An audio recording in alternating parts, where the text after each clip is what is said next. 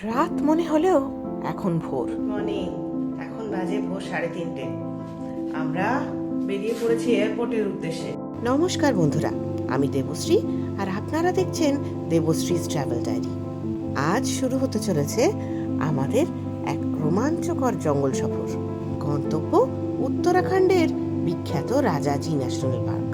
মনে পড়ে করবেট সাহেবের সে বিখ্যাত গল্প রুদ্রপ্রয়াগের মানুষ খেকো। তারই উত্তরসূরিদের দেখার অভিপ্রায় নিয়ে আমাদের এই যাত্রা। যে কোনো জায়গায় যেতে গেলে সেই জায়গাটার যাত্রাপথ সম্বন্ধে স্পষ্টভাবে বুঝে নেওয়াটা দরকার। তাই দেখে নি চলুন কিভাবে যাওয়া যায় আমাদের গন্তব্যে। কলকাতা থেকে দ্রুততম উপায় যদি আপনি গন্তব্যে অর্থাৎ রাজাজি ন্যাশনাল পার্কে পৌঁছতে চান, তাহলে সেক্ষেত্রে ফ্লাইটের মাধ্যমে যেতে পারেন। কলকাতা মানে সিসিইউ থেকে ডিইডি দেহরাদুন ডাইরেক্ট ফ্লাইট রয়েছে বিভিন্ন বিমান সংস্থার। সেইভাবে যেতে গেলে সময় লাগবে এয়ারপোর্ট টু এয়ারপোর্ট 2 ঘন্টা। তারপর আরও মোটামুটি উইদিন 1 আওয়ার 1 ঘন্টার মধ্যে আপনি ওখান থেকে ক্যাব বা গাড়ি ভাড়া করে সরাসরি পৌঁছে যেতে পারবেন রাজাজি ন্যাশনাল পার্ক। আমরা ফ্লাইটেই গিয়েছিলাম, তবে আমরা কলকাতা থেকে দেহরাদুন পর্যন্ত ফ্লাইটে না গিয়ে কলকাতা থেকে দিল্লি গিয়েছি। দিল্লি থেকে সরাসরিভাবে আমরা রাজাজি ন্যাশনাল পার্ক, যেখানে আমাদের স্টে, আমরা সরাসরি দিল্লি থেকে সেখানে পৌঁছে গিয়েছিলাম। সাশ্রয়ী উপায়ে গন্তব্যে পৌঁছাতে গেলে কি করতে হবে? হাওড়া স্টেশন থেকে 13009 দুন এক্সপ্রেস ধরে নামতে হবে আপনাকে হরিদ্বার স্টেশন। সেখান থেকে ক্যাব বা গাড়িতে করে পৌঁছে যেতে হবে যেখানে আমরা থাকবো সেখানে। আর হরিদ্বার থেকে রাজাজি ন্যাশনাল পার্কের চিল্লা গেটের দূরত্ব মাত্র 10 কিলোমিটার। ট্রেনে রাজধানী এক্সপ্রেসে সরাসরি চলে আসতে পারেন দিল্লি। দিল্লি থেকে ট্রেন চেঞ্জ করে যেতে পারেন হরিদ্বার। হরিদ্বার থেকে আবার যেতে হবে চিল্লা গেট। সাকুল্যে সড়ক পথে দূরত্ব 1500 কিলোমিটার মতো। তার মানে সময় লাগবে এই 2.5 থেকে 3 দিন মতো। কলকাতা, বারাণসী, লখনৌ, বেরিলি, হরিদ্বার হয়ে পৌঁছে যেতে পারেন রাজাজি ন্যাশনাল পার্কে সড়ক পথে। সড়ক পথে যদি যান তাহলে প্রথম রাত কাটাবেন বারাণসীতে, সেকেন্ড রাত কাটাবেন লখনৌতে। এইভাবে ব্রেক করে গেলে হেকটিক যে শিডিউলটা সেটা খানিকটা ওভারকাম করা যায়, কিছুটা আরামদায়ক হয় আপনাদের যাত্রা করতে। যাত্রাপথ সংক্রান্ত অথবা এই রাজাজি ন্যাশনাল পার্কে কিভাবে ঘুরবেন, কোথায় থাকবেন, সেই সংক্রান্ত সমস্ত ব্যাপারটা আমি বলার চেষ্টা করেছি আমার এই ভিডিওতে। তা সত্ত্বেও যদি কোনো রকম অসুবিধা হয় বা যদি আরও কিছু জানার থাকে, অবশ্যই আমাকে কমেন্টের মাধ্যমে জানান। আমি উত্তর দেওয়ার বা আইটেনারি তৈরি করে দেওয়ার চেষ্টা করব আপনার। ভাগ্যিস গোজো অ্যাপ দিয়ে প্রি বুক করা ছিল ক্যাব, তাই ভোর রাত্রেও অসুবিধা হয়নি একটু। চলুন কলকাতা থেকে ফ্লাইটে করে পৌঁছে যাই বন্য প্রাণীর রাজ্যে। এসেই পড়েছি আমরা নেতাজি সুভাষচন্দ্র বোস আন্তর্জাতিক বিমানবন্দর। কলকাতা থেকে দিল্লি হয়ে সড়ক পথে চলে যাব রাজাজি অরণ্যে। পৌঁছানোর সম্পূর্ণ ভ্রমণ অভিজ্ঞতা থাকছে ভিডিওতে। ফ্লাইট যাত্রা, রাস্তার সৌন্দর্য, থাকবার জায়গা ডিটেল, এমনকি জঙ্গলের প্রথম ঝলক, এই সব কিছুই থাকছে আমার এই ভিডিওতে। ট্যাক্সি থেকে নেমে পড়েছি। আইডেন্টিটি প্রুফ অর্থাৎ আধার কার্ড দেখিয়ে ঢুকে পড়েছি এয়ারপোর্ট প্রেমিসেস। ব্যাকড্রপের জায়গাটাতে প্রচণ্ড লাইন, বেশ ভিড়। আসলে ভোরবেলা তো হয়তো এমপ্লয়ি শর্টেজ রয়েছে, তাই বোধহয় 2-3টে বিমানের ব্যাকড্রপ একই কাউন্টার থেকে হচ্ছে। ব্যাগেজ ড্রপ হয়ে গিয়েছে, সিকিউরিটি চেকের দিকে যাচ্ছি এবার।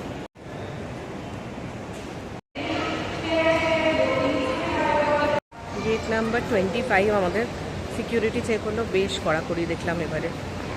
তো যাই হোক, গেট নাম্বার 25 দিয়ে ইন্ডিগোর ফ্লাইট আমাদের 6E0474।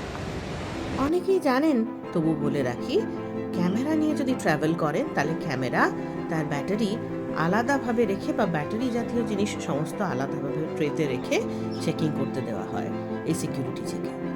ফ্লাইটে ট্রাভেল করলে কোনোভাবেই ব্যাটারি জাতীয় জিনিস লাগেজের নিয়ে ট্রাভেল করবেন না, তাতে চেকিংয়ের অসুবিধা হবে, বিভ্রান্ত হতে হবে আপনাকে। 5টা 5 বোর্ডিং হয়ে গেছে আমাদের। 5টা 20-তে আমাদের ফ্লাইট টেক অফ করবে আর পৌঁছবে 7টা 20। ওই যে দেখুন, রাতের অন্ধকার সরিয়ে এইবার আস্তে আস্তে আলো ফুটতে শুরু করেছে বাইরে।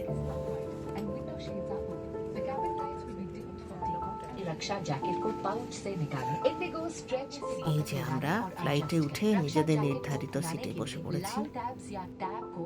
চেক ইন সিকিউরিটির পর হয়ে গেছে বোর্ডিংও।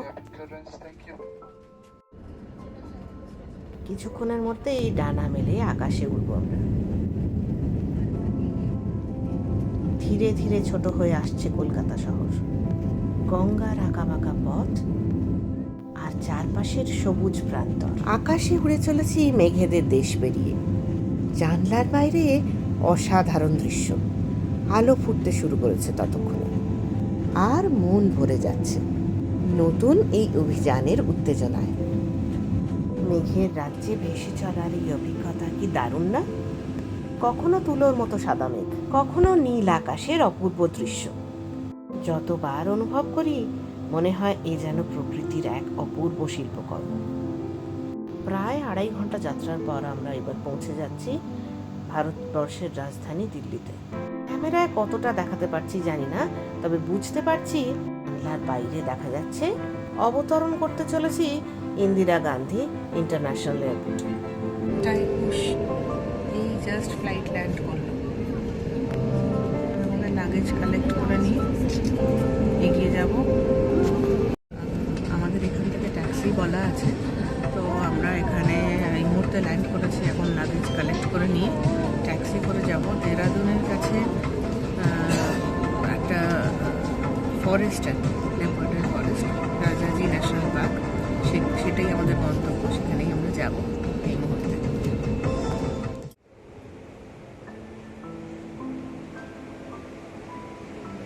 ভারতবর্ষের অন্যতম ব্যস্ত এবং আধুনিক এয়ারপোর্ট এটি। প্রত্যেক বছর কোটি কোটি যাত্রী এই বিমানবন্দর ব্যবহার করেন। এর বিশাল টার্মিনাল, অত্যাধুনিক সুযোগ সুবিধে, পরিষ্কার পরিচ্ছন্ন পরিবেশ, সর্বোপরি সুন্দর নকশা যাত্রীদের মুগ্ধ করে। কাণ্ড দেখেছেন আমাদের দলের ছোট সদস্যদের?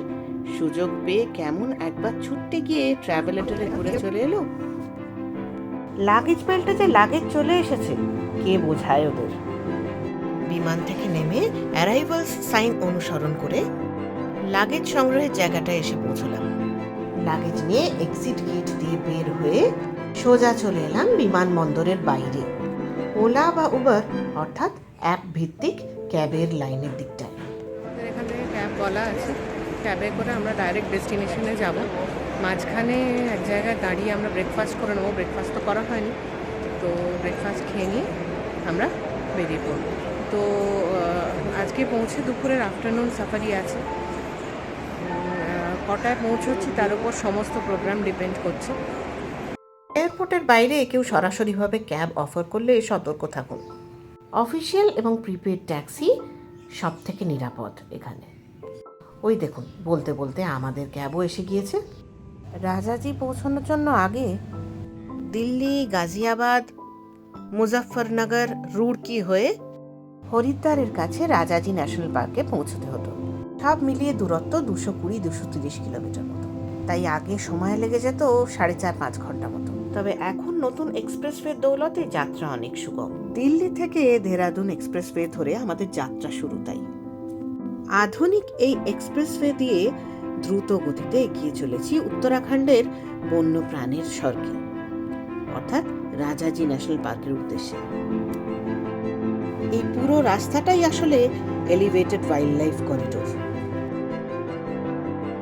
আচ্ছা, এক্ষেত্রে জানিয়ে রাখি, মাঝখানে কিন্তু কোনো রকম খাবার দাবারের দোকান পাবেন না, অতএব সঙ্গে কিন্তু খাবার দাবার মজুত রাখা চাই। যেহেতু মোহান্ড জোনে সাফারি করব আমরা, তাই দেহরাদুনের আগেই মোহান্ডের দিকে ব্রিজ থেকে নামতে হবে। আরব সিটি বলে একটা কমপ্লেক্স পাবেন, তারই গা ঘেঁষা বাঁ দিক দিয়ে ঢুকে গেলেই এই হোমস্টে। যদি চিল্লা বা মতিচুর গেটে সাফারি করতে চান তাহলে এক্সপ্রেসওয়ে থেকে হরিদ্বারের দিকে বেরিয়ে যেতে হবে। ধীরে ধীরে শহরের ব্যস্ততা পেছনে ফেলে উন্মোচিত হচ্ছে উত্তরাখণ্ডের সবুজ প্রকৃতি। রাজাজি ন্যাশনাল পার্কে যেখানে থাকবো তার কাছাকাছিও প্রায় এসেই পড়েছি আমরা। এখানেই এই যাত্রায় আমাদের জন্য অপেক্ষা করে রয়েছে রোমাঞ্চকর সব জঙ্গল সাফারি। এই যা, কথা বলতে বলতে হোমস্টের নামই তো বলা হয়নি আপনাদের। আমরা এসে পৌঁছেছি তানভার গেস্ট হাউস। এ কদিনের আমাদের আস্তানা এটি। ছিমছাম কিন্তু খোলামেলা, সাধারণ কিন্তু পরিচ্ছন্ন, ব্যবহার, ব্যবস্থাপনা, খাওয়া দাওয়া এক কথায় অসাধারণ। সব মিলিয়ে রয়েছে 14টা ঘর, কাজেই বড় গ্রুপ গেলেও অসুবিধা নেই, পেয়ে যাবেন বুকিং। আমরা 2টো পরিবার মিলে এসেছি এ যাত্রায়, অতএব 2টো রুম বুকিং করা রয়েছে। চলুন যাওয়া যাক, দেখে নিই ঘর।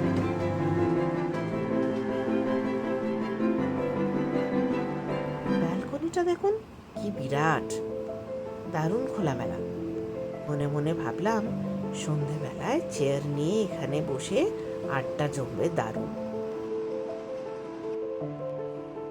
এই যে ঘর, অত্যন্ত বেসিক কিন্তু যথেষ্ট পরিষ্কার পরিচ্ছন্ন, এবং সার্ভিসও খুবই ভালো। কারেন্ট চলে গেলে ব্যবস্থা রয়েছে জেনারেটরেরও।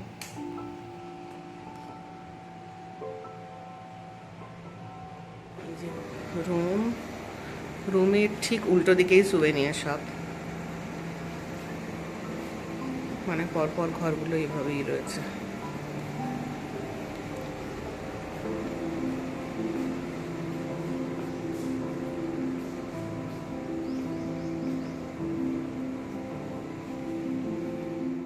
আসুন ঢুকে দেখা যাক সুভেনিয়ার শপে কি কি পাওয়া যাচ্ছে। এই যেমন বাকি সুভেনিয়ার শপগুলো হয় আর কি, জঙ্গলের। রয়েছে বিভিন্ন রকমের টি শার্টস,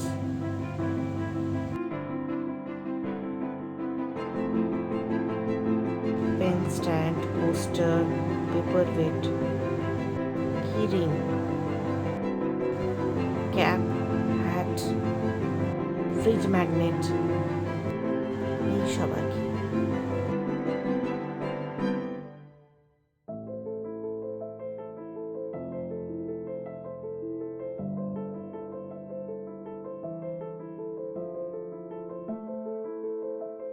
রাস্তায় তো খাবারের দোকান সেরকম একটা পাইনি, যেরকমটা বললাম আপনাদের। তাই ফ্রেশ হয়ে নিয়ে সরাসরি চলে এসেছি ডাইনিংয়ে। ভাত, ডাল, একটা ভেজ সবজি, অমলেট আর দই, সঙ্গে স্যালাড। আজ সিম্পল লাঞ্চ, চটপট সেরে বেরোতে হবে আমাদের।